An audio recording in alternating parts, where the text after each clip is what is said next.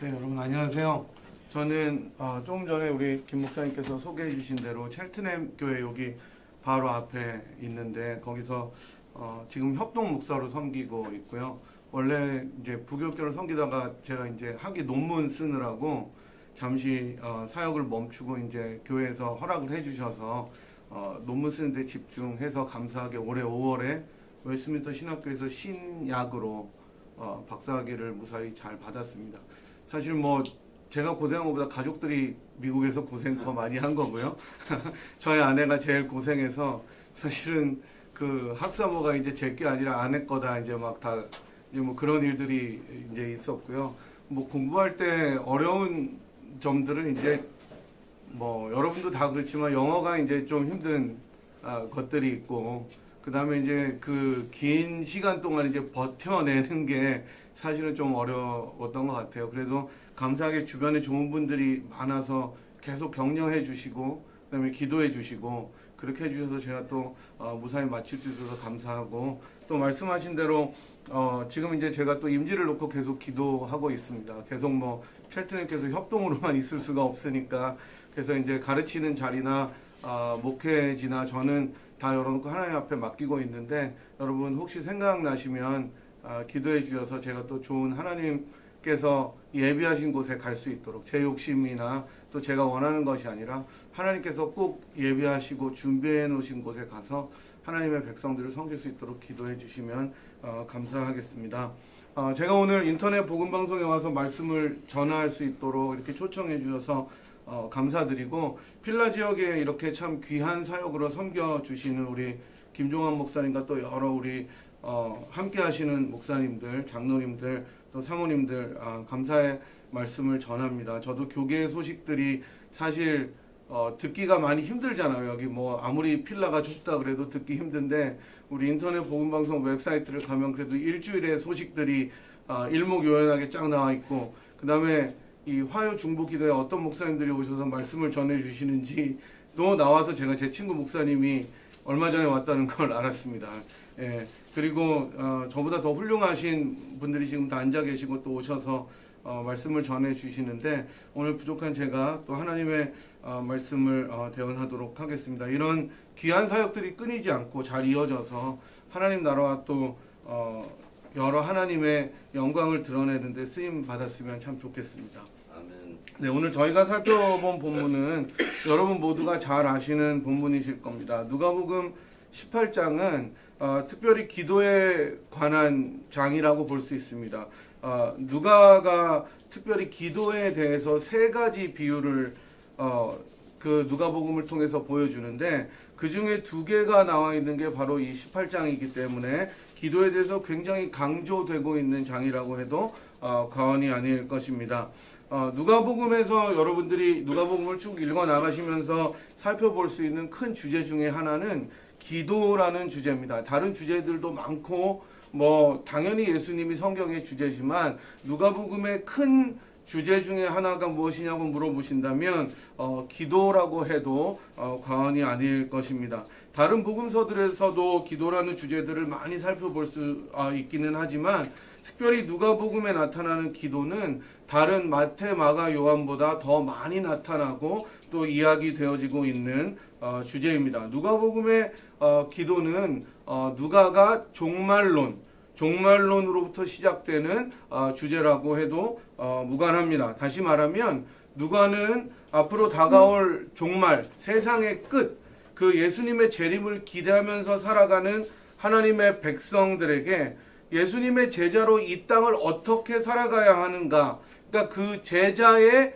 표지로서 무엇이 필요하냐고 물었을 때 바로 이 기도가 제자도의 표지라고 이야기하고 있는 것입니다. 그러니까 예수님의 제자됨을 어떻게 드러낼 수 있는가 여러 가지 일들이 많이 있잖아요. 그런데 특별히 누가복음에서는 이 기도를 통해서 예수님의 제자됨을 드러낼 수 있다고 이야기하는 것입니다. 오늘 저희가 함께 모인 이 화요 중보 기도회 역시 반드시 하나님의 뜻을 따라서 기도하는 것이라고 저는 확신합니다. 어쨌든 누가복음에 나타난 이 기도는 하나님의 백성으로 택하심을 받은 자들이 그 하나님의 백성으로서 어떻게 하나님의 백성답게 살아갈 수 있는지를 나타내는 일종의 표지고요. 또 이것은 우리의 어떤 행위라기보다 하나님과의 관계 속에서 자연스럽게 드러나는 표현이라고 하겠습니다.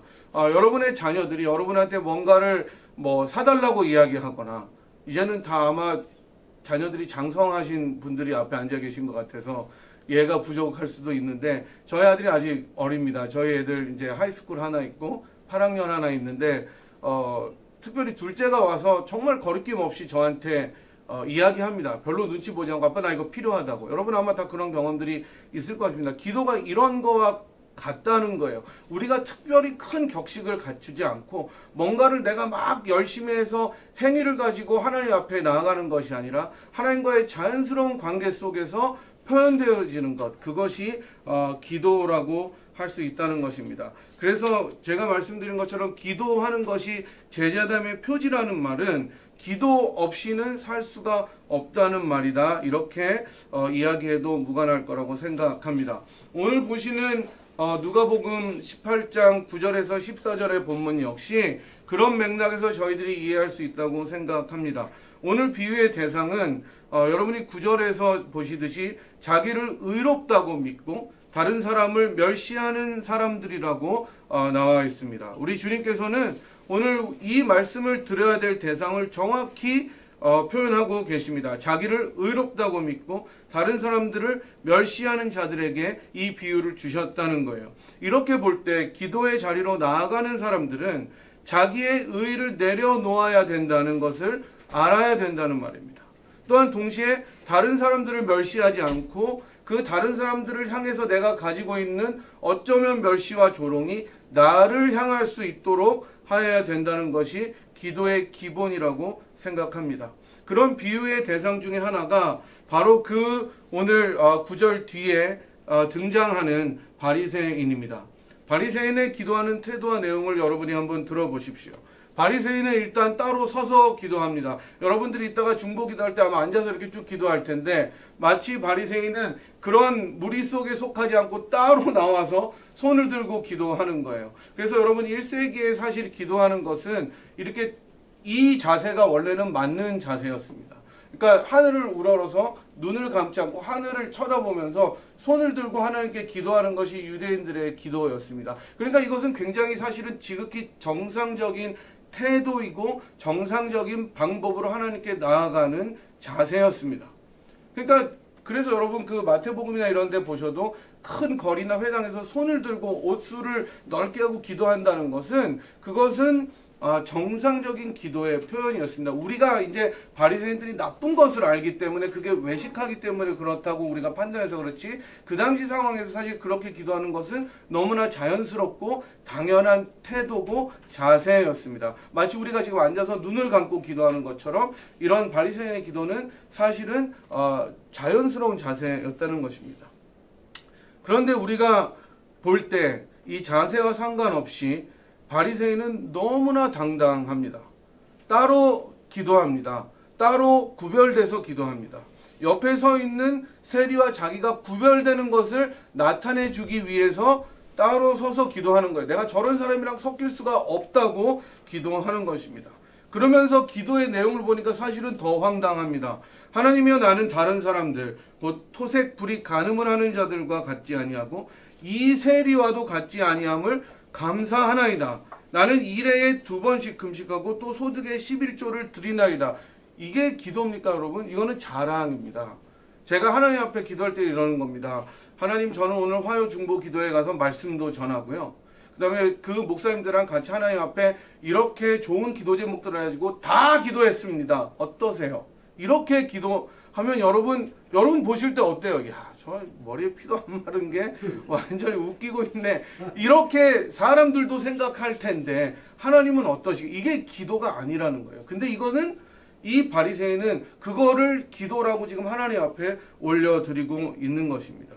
그래서 이 바리새인의 기도를 크게 2가지로 나눠보면 이런 하나는 자기의 정결함에 대해서 이야기하고 있습니다. 자기는 정말 깨끗하다는 거예요. 자기는 아무 죄도 짓지 않았다는 거예요. 그래서 토색하고 남의 것 등쳐먹고 불의하고 그 다음에 간음을 하는 사람들이랑 같지 않게 나는 정결하게 살았다는 거예요.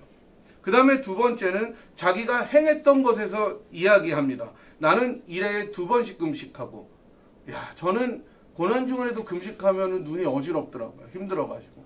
그게 아마 훈련이 안 돼서 그런 건지 아니면 원래 이 백도래가 커서 그런지 모르겠는데 참 힘든데 이 바리새인들이 어떻게 했다고요? 일회에 2번씩 홀 금식인 거예요. 그러니까 닷새만 밥을 먹는 건데 얼마나 이게 사실은 거룩한 행위입니까? 자기를 잘 살피면.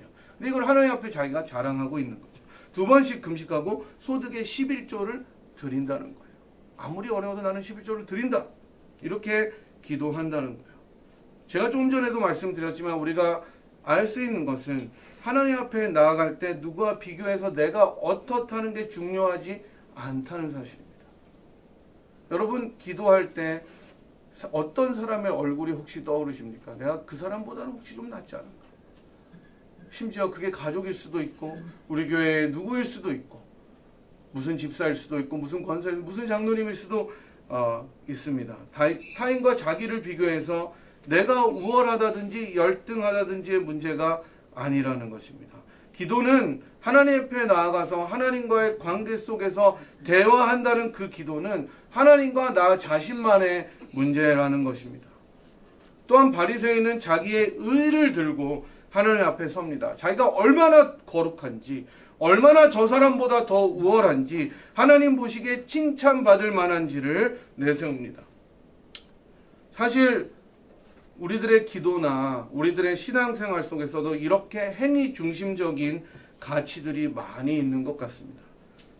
우리가 생각하기에 좀 더 잘 살았던 것 같은 날은, 내가 좀 더 말씀을 많이 읽었던 날은, 내가 좀 더 많이 기도했던 날은, 내가 그래도 뭔가 조금 껄쩍지근하게 구제라도 했었던 날은 내가 하나님 앞에 자신이 있습니다. 고개를 들만 합니다. 이게 바리새인의 기도였다는 거예요. 우리 주님 당시에 바리새인들이 얼마나 의인이었냐면 너무 철저하게 360 몇 가지의 계명들을 다 지켰기 때문에 우리 주님께서도 그렇게 이야기하시는 거예요. 저 사람들의 행위는 본받으라는 거예요. 그러나 외식은 본받지 말라고 이야기합니다. 이 정도인데, 이 정도로 의로운 사람들이었는데 하나님 앞에 나아갈 때 그 행위를 들고 나갔기 때문에 하나님께서 그것을 듣지 아니하셨다는 것입니다. 그 다음에는 장면이 바뀌면서 이제 세리가 기도하는 장면이 나옵니다. 세리는 정말 자신이 없는 모습입니다. 우리가 봐도 정말 시쳇말로 찌질합니다. 멀리 서서 감히 하늘도 우러르지 못합니다. 그 정상적인 기도의 태도조차 갖추지 못합니다. 세리는 실제로도 죄인이었기 때문에, 그죠? 자기가 저지른 엄청나게 많은 그 일들이 얼마나 큰 죄악인지를 자기가 알고 있었습니다. 여러분 잘 아시다시피 세리들은 로마에 의해서 세금을 징수하고 더 징수할 수 있었어요. 예를 들어서 100불을 텍스를 떼면은 120불을 거두면 그 20불은 자기께 됐기 때문에 악랄하게 다 그냥 긁어서 모았습니다. 그래서 여러분 삭개오가 욕을 먹었던 이유도 결국은 그런 이유 때문이었어요. 내가 100불만 정한 세를 띠는 것이 아니라 150불, 200불, 300불 막 떼는 거예요. 왜냐하면 그 엑스트라는 다 누구 겁니까? 자기 것이기 때문이었어요. 그 죄악을 자기가 얼마나 잘 알았겠어요. 하나님 앞에 섰을 때 여러분 죄 짓고 회개하려고 하나님 앞에 눈 감아 보십시오. 기도가 술술술술 잘 나옵니까? 이거 너무 감사합니다. 이렇게 회개하시는 분들이 없을 겁니다. 그런데 그 세리는 그 죄악들이 자기가 하나님 앞에 섰을 때 얼마나 더 많이 떠올랐겠어요. 누구네 텍스, 누구네 텍스, 누구네 텍스, 온통 텍스로 가득 찼을 것 같습니다. 그래서 그 세리가 드리는 기도의 내용이 아주 짧습니다. 정말 짧습니다. 하나님이여 불쌍히 여기소서 나는 죄인이로소이다. 이게 내용의 다예요. 그저 불쌍히 여겨달라는 거예요. 긍휼히 여겨달라는 거예요. 하나님께 이러쿵 저러쿵 막 기도하지 못합니다. 그저 나 같은 사람을 긍휼히 여겨달라고 주님께서 버리지만 말아달라고 이야기하는 것입니다. 만약 바리새인이 이 세리의 기도를 들었다면 옆에서 어떻게 생각했겠습니까? 역시 저 인간은 죄인이구나. 하나님이 어떻게 자기를 불쌍히 여겨달라고 할 수가 있는가? 벼룩도 낯짝이 있지. 양심이 있어야지. 이랬을 것 같습니다. 그리고 반대로 만약 이 세리가 바리새인의 기도를 정확히 들을 수 있었다면 아, 나는 저런 기준에 미치지 못하겠구나. 역시 죄인이구나. 이랬을 것 같습니다. 이제 우리 주님께서 비유를 마치면서 두 사람에 대한 평가를 하시는 것이 마지막 14절에 나옵니다. 저 바리새인이 아니고 이 세리가 의롭다 하심을 받고 집으로 내려갔다는 거예요. 이 말은 하나님께서 세리의 기도를 들으셨다는 거예요. 기도를 들으셨을 뿐만 아니라 세리를 의롭게 여겨주셨다는 것입니다. 여러분, 이렇게 볼 때 기도라는 것은 계속해서 말씀드리지만 나의 어떠함이 아니라 하나님의 판단에 따라 응답된다는 사실입니다. 내 편에서 뭔가를 하고 무슨 행위의 옷들을 계속해서 걸쳐서 입고 뭔가 나의 자격을 만들어 나가는 것이 아니라 하나님 편에서 들으시고 응답하시는 것, 그것이 기도라는 것입니다. 우리가 해야 할 바는 다름이 아니라 그저 하나님께서 우리를 긍휼히 여기여 달라는 그 상한 마음과 애통한 심령이 있으면 된다는 것입니다. 나의 부족함과 연약함과 죄악과 모든 악함을 인식하고 하나님 앞에 나는 그런 인간이라는 고백과 더불어서 겸손하게 하나님께 우리의 마음을 드리는 것이 기도입니다. 그것은 통성으로 하나님의 팔을 비트는 것이 아닙니다. 여러분, 때때로 우리가 오래 간절한 제목을 가지고 기도해서 안 되면 우리 마음속에 원망이 찾아오면서 이런 생각이 듭니다. 하나님, 한 이 정도 얘기했으면 좀 들어줄 때가 되지 않았어요? 내가 한 3, 4개월 기도했는데 그 참 안 들어주시네. 이제 될 때가 됐는데. 그러나 하나님의 마음이라는 거예요. 하나님의 마음에 합한 기도는 나의 나됨이 하나님 앞에 얼마나 작은지, 얼마나 약한지, 얼마나 악한지 알고 그런 나를 긍휼히 여겨달라고 부르짖는 것입니다. 그래서 역대하 16장 9절에는 여호와의 눈은 온 땅을 두루 감찰하사 전심으로 자기에게 향하는 자들을 위하여 능력을 베푸신다고 말씀하시는 것입니다. 우리의 마음이 전심으로 하나님만을 향할 때, 영혼의 목마름이 오직 하나님을 향해서만 가랄 때에 하나님의 눈과 마음은 그곳에 머무신다는 것입니다. 저는 이곳이 그런 곳이 되기를 바랍니다. 저는 말씀을 준비하면서 켈빈이 말한 기도의 규칙들이 오늘 말씀과 많이 겹치는 것을 발견했습니다. 켈빈은 4가지 기도의 규칙을 말하는데 첫 번째는 경외함으로 하나님께 나아가라는 것입니다. 하나님을 두려워하면서 나아가라는 것입니다. 둘째로 나의 부족과 진정한 회개의 마음으로 나아가라고 이야기합니다.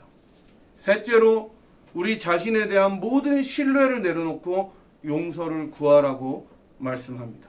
마지막으로 확실한 소망을 가지고 기도하라는 것입니다. 이 앞에 3가지는 제가 오늘 말씀 가운데 나왔다고 생각이 되고, 4번째인 확실한 소망에 대해서 말씀드리고 말씀을 맺도록 하겠습니다. 제가 얼마 전에 인터넷에서 페이스북을 이렇게 하고 있는데 거기에 어떤 케냐 출신의, 그러니까 한국 분인데 케냐 선교사님으로 갔던 분이 이렇게 쭉 나레이션을 하면서 비디오에 이렇게 설명을 한 짧은 동영상을 하나 봤습니다. 그분의 이름이 아마 유니스였던 것 같아요. 유니스인데 이렇게 이야기를 합니다. 자기가 자전거나 차나 쭉 타고 선교지의 들판을 달리면 그 조그만 아이들이 지나갈 때 너무 반가워서 부른대요. 유니스 이렇게 부른대요. 유니스 부른대요. 그러면 자기의 마음속에는 쟤네들이 지금 먹을 게 없겠구나라는 생각이 든다는 거예요. 내가 먹을 거를 가져다 줘야 되겠다. 그리고 또 좀 지나가면 다른 마을에서 또 유니스 하고 아이들은 뭐 얼마나 반갑겠어요. 그래서 막 이제 손짓하면서 인사를 하는 거죠. 또 유니스 부르면은 쟤네들이 참 지난번에 보니까 연필이 없더라. 연필을 내가 또 갖다 줘야 되겠구나. 또 유니스 부르면 쟤네들 내가 보니까 옷이 없더라. 옷을 갖다 줘야 되겠구나. 그러면서 이분이 내린 결론은 이게 기도와 똑같다는 거예요. 여러분, 우리가 많은 말들을 하지 않아도 우리들의 사정에 뭐 주저리저리 하나님 앞에 이야기하지 않아도 우리가 그 주님 그 한 분의 이름을 부르는 그 순간에 주여! 라고 부르는 그 순간에 하나님께서는 우리들이 가지고 필요한 모든 것을 이미 다 알고 계신다는 사실입니다. 우리가 그래서 그 주님의 이름이 능력이 있다는 거예요. 그 예수 이름이 그래서 우리들에게 파워가 있다는 것입니다.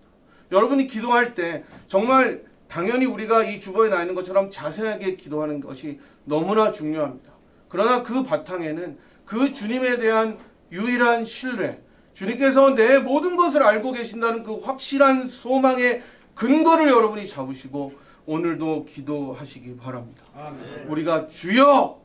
주여! 그것이 우리나라의 막 주여 삼창 이런 게 아닙니다. 우리들 영혼의 깊은 곳에서 우러나오는 오로지 나의 하나님이 나의 기도를 들어주신다는 그 확실한 소망 가운데 우리가 여러분 외치시기 바랍니다. 주여! 마치 유니스 같이 주여 할 때 주님께서 아시는 것입니다. 아, 인터넷 이 기독교 복음 방송이 이게 필요하구나. 그래, 이게 필요하구나. 세리의 기도가 이런 것이 아닌가 싶습니다. 많은 말을 중언부언하며 아뢰지 않아도 내 모든 것을 다 쏟아붓는 것처럼 나의 것으로 나아가지 않아도 하나님이 어떤 분인지를 알고 나의 부족함을 안다면 하나님 앞에 서는 것 자체가 기도요 소망이라고 생각합니다. 그런 분들에게 넘치도록 채워주시는 하나님의 은혜가 오늘 이곳에 가득하기를 주님의 이름으로 축원합니다. 같이 기도하겠습니다. 하나님, 때로는 저희들이 너무 많은 옷들을 걸치고 주님 앞에 나아갈 때가 있습니다.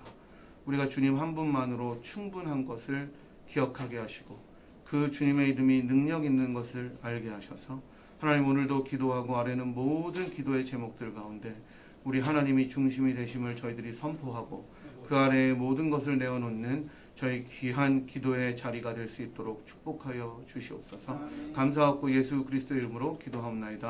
아멘.